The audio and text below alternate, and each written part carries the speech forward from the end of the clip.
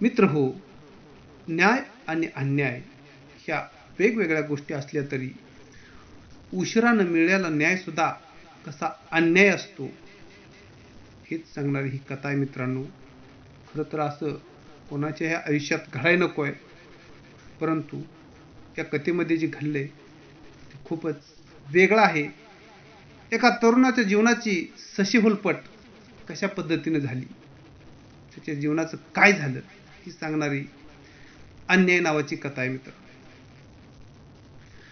विश्वास आज 22 वर्षानंतर आपल्या करंजी गावाला जाणार होता. खरं तर गेले तब्बल 22 वर्ष तो येरवड्याच्या कारागृहामध्ये होता. आज तो सुटला होता. आज तो मोकळा श्वास घेत होता. गेले 22 वर्ष विश्वासला कमावण्यासारखं काहीही नव्हतं, पण या 22 वर्षात विश्वासनं खूप काही गमावलं होतं. पण आपण काय काय गमावलं आणखी त्याला काहीच माहीत नव्हतं. आणि तो आज आपल्या करंजी गावाकडे निघाला होता. पुण्यातील येरवडा कारागृहातून तो सुटला आणि थेट पुण्याच्या स्वारगेट एस टी स्टँडवर आला. एका एस टीमध्ये बसला. खरं तर गेल्या कित्येक वर्षात त्याला एस टी पाहायला सुद्धा मिळाली नव्हती आणि तो आता एस टीमध्ये बसला होता. मनामध्ये आज त्याच्या खूप आनंद होता. तो आज थेट तालुक्यातला उतरणार आणि मग आपल्या गावाला तिथून गाडी बदलून जाणार होता. एस टी चालू झाली आणि त्याच्या डोक्यात विचारांची चक्रे फिरू लागली होती. आपण जेव्हा गावात पोहोचू तेव्हा आपले जुने सवंगडी भेटतील, मित्र भेटतील, आई वडील, भाऊ, सर्व नातेवाईक यांच्या सर्वांच्या आठवणीनं विश्वासचं मन अगदी भरून आलं होतं. आणि मग त्याच्या डोक्यात विचार आला, खरंच गेले 10 वर्षापर्यंत मला कोणतरी छोटा भाऊ किंवा वडील, आबा भेटायला येत होते, परंतु गेले 10 वर्षानंतर यातील कोणच भेटाय आलेलं नव्हतं. बहुतेक मला ते विसरले तर नसतील ना? नाही नाही, तशी कशी विसरणार. माझ्यावर सगळ्यांचं खूपच प्रेम होतं, जीव होता. तसं मला ते विसरणार नाही. मी घरी जाईन. अचानक मला आलेलं पाहून आईला खूप आनंद होईल, वडिलांना खूप आनंद होईल, भावाला म्हणजे छोट्या विजयला मी मिठी मारीन अशी तो कल्पना करत होता. मनात स्वप्न पाहत होता. इष्टीने त्याचा प्रवास चालू झाला होता. असा घरच्यांचा विचार चालू असतानाच त्याच्या डोक्यात असाही विचार आला, शेजाऱ्यानं आपल्यावर केलेला अन्याय आणि त्यामुळे आपल्याला जीवनातील 22 वर्ष तुरुंगात काढावी लागली. त्या शेजारच्या माणसाविषयी आठवणी त्याच्या डोक्यात येऊ लागल्या होत्या. ज्यावेळी विश्वास तुरुंगात अडकला होता त्याच वेळी त्याचं वय फक्त 21 वर्षाचं होतं.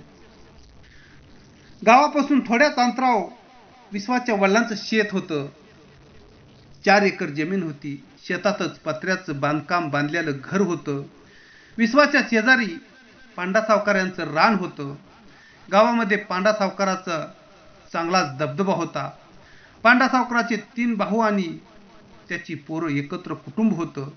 विश्वासच्या जमिनीच्या आजूबाजूला पांडा सावकाराची जमीन होती आणि पांडा सावकाराला विश्वासची ती 4 एकर मध्येच असणारी जमीन ही अडथळा किंवा अडचण वाटत होती.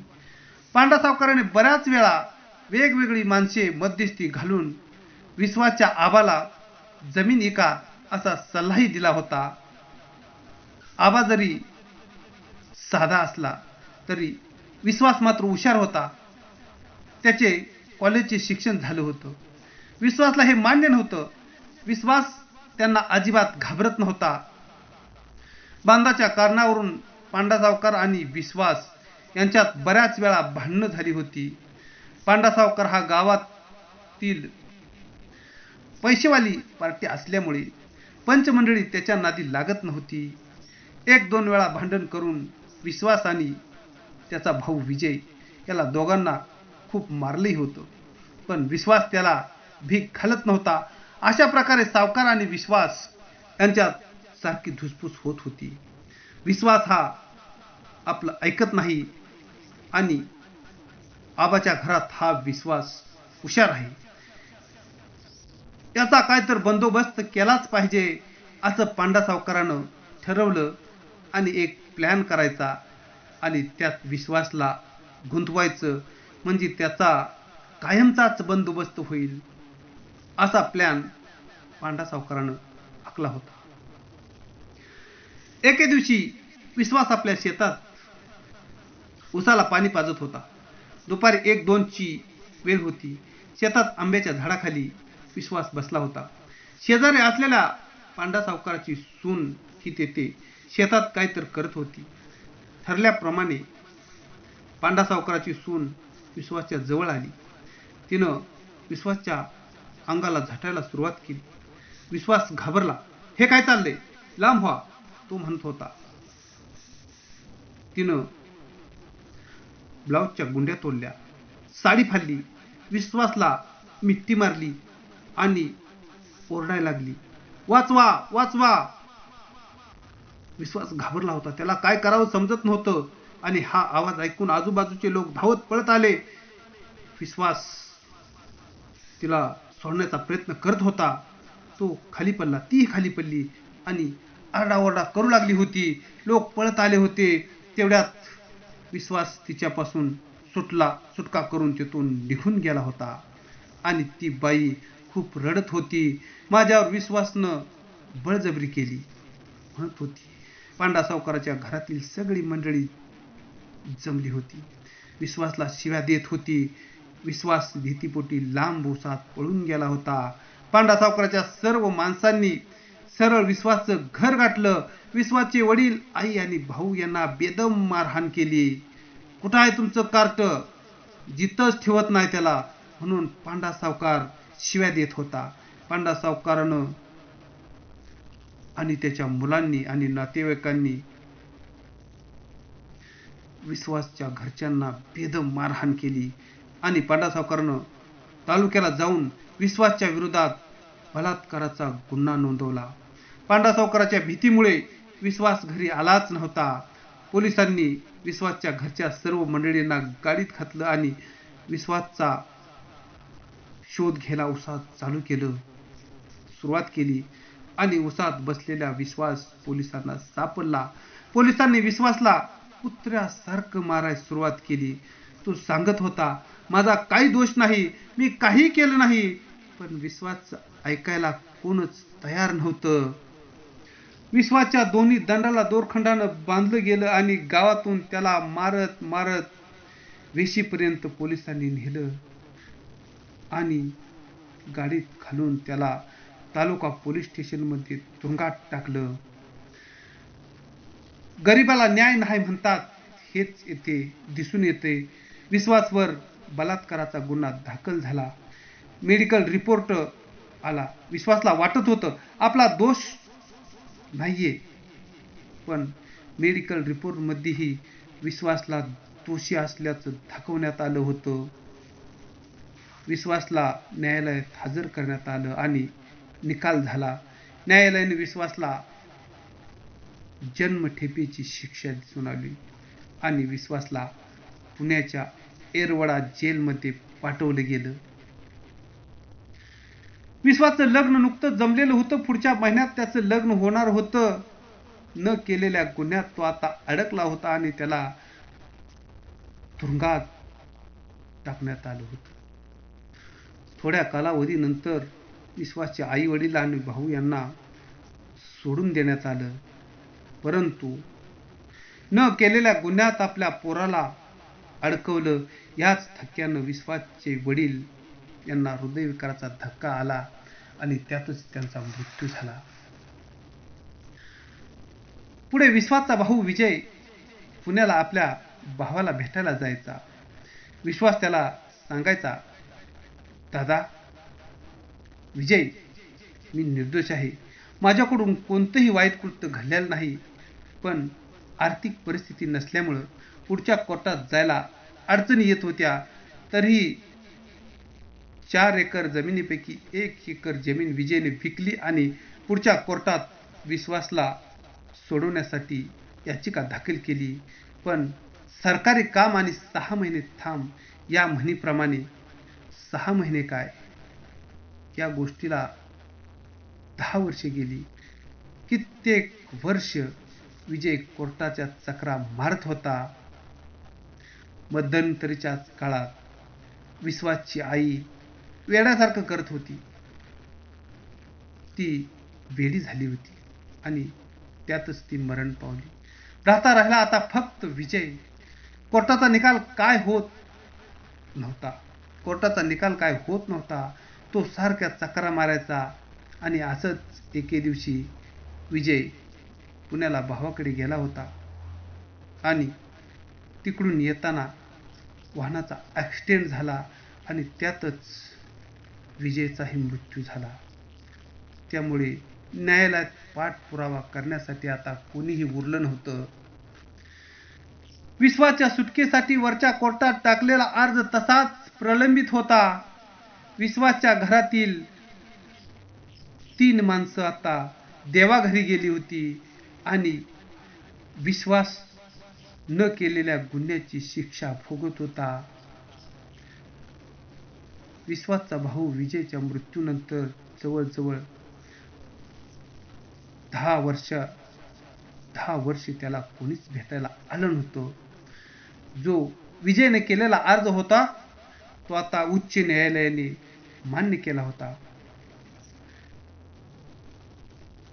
पुन्हा विश्वासची चौकशी केली गेली आणि न्यायालयाचा निकाल झाला आणि त्यात न्यायालयाने विश्वासला निर्दोष म्हणून मुक्त केलं होतं आणि तो आता घरी एसटीने निघाला होता. 22 वर्षांनंतर तो आता आपल्या घरी चालला होता. विश्वास आता तालुक्याच्या एसटी स्टँडवर उतरला होता. तो आता आपल्या गावाकडच्या एसटीमध्ये जाण्यासाठी बसला होता.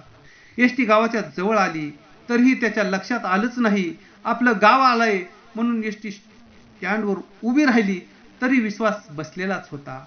कंडक्टरने आवाज दिला, करंजी उतरा चला, असं म्हटल्यावर त्याच्या लक्षात आलं की आपलं गाव आलेलं आहे. तो खाली उतरला.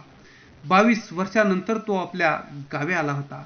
गावात खूपच बदल झाल्यामुळं तो आपल्या गावाला ओळखू शकला नाही. गावची वेस फक्त पहिली होती जशीच्या तशी होती. गावात नवनवीन दुकानं झालेली, बिल्डिंग झाल्यामुळे गावचा चेहरा मोहरा बदलला होता. त्याला गावात कोणीही आता ओळखत नव्हतं आणि तो तसाच घराकडे निघाला. गावातून जाताना त्याचा मित्र बाळू त्याच्या समोरून येत होता. त्याला पाहिलं. चेहरा जरा ओळखीचा वाटला पण नक्की तोच आहे का कळत नव्हतं. तोही विश्वासकडे पाहत होता. जरा नजरानजर झाली आणि बाळून त्याला ओळखलं. येऊन मिठीच मारली. अरे विश्वास, तू? अरे ओळखू सुद्धा येईना रे. मग बाळू आपल्या जाता जाता विश्वासला घरी घेऊन गेला. त्याचं घर विश्वासच्या घराच्या रस्त्यावरच होतं. खरं तर विश्वास म्हणत होता, नाही नाही, मला आधी माझ्या घरी जायचं आहे. तर विश्वासला बाळू म्हणला, अरे चल, जाता जाता आमच्या घरी जाऊ, मग तुझ्या घरी जाऊ. फ्रेश हो अगोदर, मग तुझ्या घरी जाऊ. बाळूच्या घरी गेले. फ्रेश झाला. बाळूला काय करावं, याला काय घराबद्दल सांगावं हा प्रश्न पडला होता. बाळू शांतच राहिला. नंतर विश्वास आपल्या घराकडे निघाला. लांबून पाहिलं तर काय, विश्वासचा पूर्ण रानामध्ये झाडी झुडपं वाढली होती. विश्वासचं घरी जायला रस्ताही नव्हता. घर निमार्द पडलेलं. घराचं छप्पर पत्रे उडून गेले होते. भिंती फक्त उभ्या होत्या. दारात एक समाध होती. त्यानं बाळूला विचारलं, काय भानगड आहे, माझी माणसं कुठं आहेत? बाळून सगळी परिस्थिती त्याला सांगितली. विश्वास खालीच बसला. माझं पूर्ण घर उद्ध्वस्त झाले म्हणून तो रडू लागला. विश्वासचा विश्वासघात झाला होता. आज विश्वासचं वय 43 वर्ष होतं. आपण तुरुंगातच मरेपर्यंत राहायला पाहिजे होतं, किंवा तुरुंगातच मेलो असतो तर बरं झालं असतं. आपली सुटका व्हायलाच नको होती, असं तो म्हणू लागला आणि बाळूच्या गळ्यात पडून तो रडू लागला. काय करावं समजत नव्हतं. बाळून त्याला शांत करण्याचा प्रयत्न केला आणि विश्वास तिथून निघून गेला. त्याच्या डोक्यात प्रचंड संताप आला होता. माझी चूक नसताना माझं घर संपवलं. माझा जगून काय उपयोग आहे? आता मी यांनाही जगू देणार नाही. तो सुडाने पेटला होता. मी या गोष्टीचा सूड उगवल्याशिवाय राहणार नाही, असं तो म्हणत होता. त्याने जवळजवळ 4-5 दिवस पांडा सावकाराच्या घराची रेकी केली आणि त्यांनी परत 4-5 दिवसानंतर पांडा सावकाराच्या घरावर रात्री पेट्रोल ओतून आग लावली आणि त्यातच पांडा सावकाराचं अख्खं कुटुंब जळून खाक झालं आणि विश्वास पोलीस स्टेशनला हजर झाला. मला आता कोणतीही शिक्षा द्या, मी ती भोगाय तयार आहे. मी गुन्हा केलाय, मला शिक्षा भोगायची आहे, मी त्यासाठी तयार आहे, असं तो म्हणत होता आणि हसत होता. तो आता हसत हसत तुरुंगात गेला होता. हसत हसत तुरुंगात गेला होता. धन्यवाद, धन्यवाद.